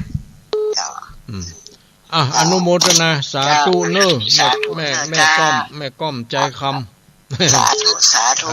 อยู่ดีมีสุขอายุมั่นขวัญยืนแม่เนอเอาสายต่อไปสายที่สองสายที่หนึ่งมาแล้วสายที่สองมาว่ายังไงมาจากวัดห้องเด้ออยู่สายทองที่3แม่สายทองบ้านห้องจังหวัดลำพูนไอ้น้องฮะน้อบ่เครียดเนาะแม่น้อดีละอายุมันขวัญยืนดี98.75น้อไปได้ไปอย่างเพราะว่าจะไปอย่างนี้อนุโมทนานะกะยกมือสากับไหว้ก็ดูติดตามข่าวเพิ่นอยู่เพิ่นเอารถไปกันนักหลายกันความจริงถ้าเฮาบ่มีการมีงานหยังก็ไปดีมันจะได้ฮู้ได้หันได้หยัง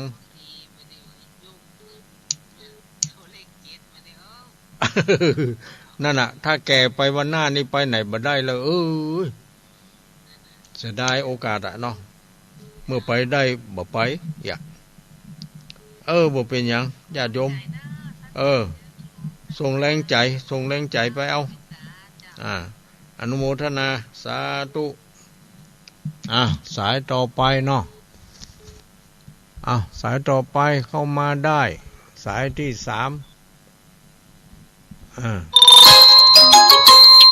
สายที่3มาแล้วเจริญพรไปสาเจ้าตะลุงอันนี้ไผ่เสียงทุกเหมือนเปิ้นนั่นน่ะเนี่ยก็รอเจ๋วชัดเจนเจ้าฟังอยู่เด้อแม่สีทอนชัยประการนี่พระบาทอุดมชัดเจนดีเจ้า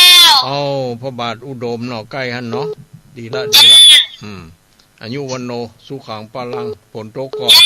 ไว้สาเจ้าผลโตก่อนรายงานมาผลบ่โตกโตก่อนให้แซ่บ เอาสายต่อมาใครเอ่ยเจริญปอน ภาษาเจ้าตะลงขาเทียบ แม่อินมาแล้วเสมิง วัน90.25แม่วางเรดิโอนะเจ้า 7.25แม่วางเรดิโออีเนาะแม่เนาะ เจ้าชัดเจนเจ้า ชัดเจนดีเนาะแม่เนาะดีละ เปิดไปกับมันพวกนักน้ำไปของม่อนเนาะตะลงเนาะ นักอ่ะมันรักบันหลายเนาะ คนเจ็ดไปร้อยเนี่ยโอ้เหมือนม่วนไปมอกเจ้าทำทิพย์ให้เหมือนม่วนอยู่เนาะ วันหน้ามีโอกาสก็ไปเนาะแม่เนาะ เจ้าโอเค เป็นกำลังใจตะลงอยู่นะเจ้า เจริญปอนแม่วิอินเสมิงแทนประจำรายการเอานี่มานี่หนึ่งสายเจริญปอน เจ้ากับภาษาเจ้าตุลุงแม่สุแก้วศิลปรติเตี้ยมโนหลับปูนเด้อแม่สุแก้ว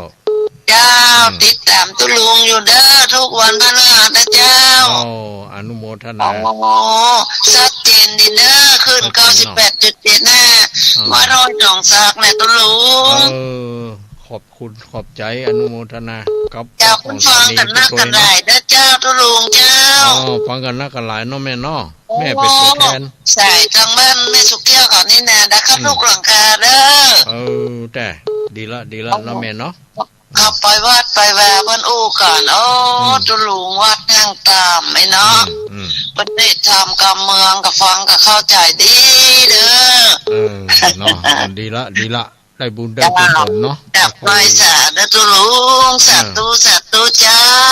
สาธุอนุโมทามิเจ้าสาธุเจ้าเจริญปอนสายต่อมามันจะติดกันมาเรื่อยๆเจริญปอนสาธุลุงที่ตามระวังเลยครับ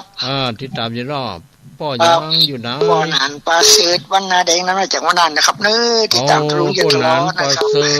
พ่อนันประเสริฐบ้านนาแดงจังหวัดน่านครับที่ตามเราฟังอยู่ชัดเจนดีได้ตุลุงฟังที่สัตตาวิดีโอนะเนาะน้อยคนตุ่มชัดเจนดีเนาะครับฟังกันนักกันหลายอยู่ก้าเนาะไหลครับอันในน้ำของอันเนี่ยนะดารุนี้นะครับสถานีนี่แต่ครับดีละกำลังใจให้ตุลุงนะครับขอตุลุงได้อยู่เย็นเป็นสุขนะครับเนอะเป็นผู้ใส่กิโลกรัมต่อไปครับของทุกลุงรักษาความดีนะครับเนอะเช่นเดียวกันเนอะโยมเนอะขอสาธุครับลุงบุญงามความดีบุญกุศลย้อนสะท้อนไปหาโยมให้ได้อยู่ดีมีสุขสาธุครับสาธุสายต่อไปเนาะเขาก็เปลี่ยนกันเปลี่ยนกันจ้ะนี่มานี่อีกหนึ่งสายเจริญปอนมาสักการจ้าลุงว่าจะได้อยู่ไหนจ้าอยู่กำแพงอยู่กำแพงไหนกำแพงเพชรกันอยากขอร้องมาแดงสันกำแพงเชียงใหม่สันกำแพงเชียงใหม่เนาะชื่อยังยายพรร้องวัวแดงยายพรร้องวัวแดงอยู่สันกำแพงเชียงใหม่โทรมาแล้วฟังว่าฝ่ายหินฟังวัดฝ่ายหินเนาะแม่เนาะชัดเจนดีเนาะชัดเจนดีดีละฟังกูฟังมาได้เรื่องนี่แหละแก้งอมแก้งานแก้เครียดแก้เซ็งไปแม่เทศฟังธรรมสบายใจเนาะต้องขึ้นอย่างนั้นโยนอยู่ดีมีสุขเนอะแม่เนอะอายุมันขวัญยืนเจริญปอนสายต่อมาจองอยู่นี่แล้วเนาะสายต่อมาแล้วเจริญปอนมาตรการครับพ่ออ้ายดอนจันทร์สีปาจันครับผมจันเชียงอยู่ชัดเจนดีนะครับตุลุงชัดเจนดีเนาะดอยหมอกครับดอยหมอกเรดิโอเนาะครับผมดีละวันนี้ไปทางใดพ่องวันนี้ไปทางใดครับฝนตกเนาะฝนตกครับแต่ว่าอย่างวันนี้นี่ครับน่ากะ ฝนตกเมื่อคืนดีฮะตามตกครับวันนี้ตกอยู่ตกหน่อยแต่คืนนี้ก็ตกดีมากๆเลยนะครับนั่นก็มันน้ำนองก็ท่วมอย่างก็ต่ำนั่นมีก็บ่มีครับบ่มีดีเนาะมันจะท่วมตั้งเทิงตั้งแม่สายวะครับเนาะโอ้ต้องแม่สายผู้ขนาดแต่พอข่าวโอ้ครับเปียงเอวเปียงอกเลยครับดีละเฮาอยู่ตั้งหัวน้ำครับอยู่ดีมีสุขเนอะพ่อไอ้นมัสการครับอยู่ดีมีสุขอายุมั่นขวัญยืนเอาสายต่อมาสายต่อไปเอาเข้ามาได้เนาะ0819934074เนาะ081993นะ4074เอาเจริญปอนพ่อจ่าหลวงพ่อแก้วพ่อตะกี้มาต้องติดแม่สลัดครับใบนี่เจ้าแม่สลัดเจ้าแม่สลัดเนาะเจ้าทั้งเช่นดินเนว่าทั้งกับหมอนดินเนาะแต่หมอนเด้หมอนกะโต๊ะปลุกใจดีเด้อหัวทำดีละหูความชัดเจนดีเนาะเจ้านั่นแหละก็ดีอกดีใจละเป็นบุญเจ้าสาธุเจ้าอายุวันโนสุขังพลังเน้อแม่สลัดอยู่ดีมีสุขสาธุเจ้าสาธุสายตอบมาใครเอ่ยสายต่อมาใครเอ่ย0819934074เนาะไผยังมาได้เลขนี่ก็จดไว้เหีย0819934074ตุลุงวัดห้างต่ำรายการประทีปธรรมเนาะวันพฤหัสบดียังเวลาแถมน้อยได้แถม2 สาย3 สายใครจะเป็นสายต่อไปเชิญเจริญพรเข้ามาได้เนาะรายการประทีปธรรมวันพฤหัสบดีมาแล้วเจริญพรเมื่อสาตุลงกับเจ้าลืมอวยพรให้ตุลงหายที่เป็นเอามือไปปัดใส่รถแต่ลืมไฟเจ้าไปหูได้ยังไงก็แต่เจ้าที่เจ้าโทรมาหาตุลงถามชื่ออะไรอย่างเงี้ยแต่เจ้าว่าตุลงจะเทศก่อนวันนี้แต่เจ้าอย่างก็แม่อย่างก็เนี่ยเขาก็ลืมเวลาเจ้าตุลงนี่เป็นจังหวัดจังไห้กับเจ้าห้างต่ำนี่จังหวัดจังไห้กับตำบลปะงิ้วอำเภอเวียงกับเป้าก็บังฮูบ่ล่ำได้ไปมาแล้วไปที่42เมืองพระธาตุอันเดี๋ยวแม่เคยไปกะ42เมืองโดยนางแก้วเจ้าที่เพิ่นสร้างนั่นน่ะไปร่วมพร้อมบุญกับเปิ้นอยู่นะเขาก็ไปกู้ครั้งเนาะมันบ่ฮู้จักตุลุงเนาะแต่ก่อนน่ะจ้ะแต่สักวันต้องปะกันเนาะน่ากะเขาว่าลืมอวยพรตุลุงหายแล้วฮะหายไปแล้วเอามาแล้วเจริญปอนเจ้ากราบไหว้สาเจ้าหลวงพ่อเจริญปอนฟังอยู่หน้าแม่สายฟินกันนะยะบ้านตรงซ่านอำเภอเมืองปานจังหวัดลำปางขนาดเจ้าฟังขึ้นด้วย6.0จากรังฟังชัดดีนะเจ้าเนอะดีละแม่สายพินเจ้าขอบคุณเจ้าของสถานีและก็ขอบคุณหลวงพ่อด้วยนะเจ้าเนอะฟังอยู่เนาะเจ้าขอบคุณเจ้าสาธุอนุโมทนาสาธุเจ้าสาธุขออยู่ดีมีสุขเจ้าสายต่อไปเนาะยังได้อยู่สายต่อมาเจริญปอนได้สาเจ้าตุลุงเจริญปอนจากไหนจ้าจากบ้านแม่สุขบ้านเหนือเจ้าบ้านแม่สุขอำเภอวังเหนือแม่อัญญางเจ้าแม่จันคำเจ้าแม่จันคำบ้านแม่สุขอำเภอวังเหนือเจ้าฮะแม่เกียงคำเจ้าแม่เกียงคำแม่เกียงคำแล้วพอทำอีม่วนดีเจ้าม่วนดีบ่เครียดเนาะแม่เนาะบ่เครียดม่วน นั่นน่ะบ่เครียดนะดีคือครั้งเดี๋ยวคือครั้งที่พระครูประยุทธ์คือครั้งที่พระครูชินวรอย่ามาฟังติดจะดูอย่างเดียวแต่มันจะทิ้งหวนที่เคยทำที่เชี่ยดีกะทำให้แม่สบายใจบ่เครียดก็เป็นบุญละอยู่ดีมีสุขเนอะแม่เนอะอายุมั่นขวัญยืนปราศจากทุกโศกโรคภัยไข้เจ็บนานาประการเนาะเอาสายสุดท้ายอีก1สายเท่านั้นใครจะเป็นสายสุดท้ายสายนี้ขอเป็นสายสุดท้ายเนอะเจริญปอนครับพรรษาเจ้าทุลุงเจริญปอนจากไหนบ้านร่องเจ้าบ้านร้องไหนบ้านเฮานี่บ้านร่องแบบขาจานนี่จ้ะบ้านร้องเวียงป่าเป่าชื่อหยังแม่ชื่อหยังเจ้าแม่ตู้เจ้าแม่ตู้อีกเจ้าฟังเลยเนอะวันได้มาลำโทคือหมูตีปวนฟังลุ้นโทอันปวนฟังมาเมื่อจะฟังดูวันเดียเนาะ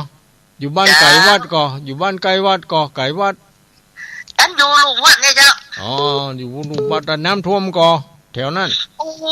ประท่วมอย่างนั้นประท่วมมันหลอกง่ายๆฮู้มันอยู่สูงเนาะดีละบุญเจริญปอนเนอโยเนอเอาละหมดเวลาแล้วเนาะแม่เนาะเอาก็ให้เราฟังกันในบรรพัดหน้าเนอขออนุโมทนาสาธุกับญาติโยมสาธุชนทั้งหลายทุกคน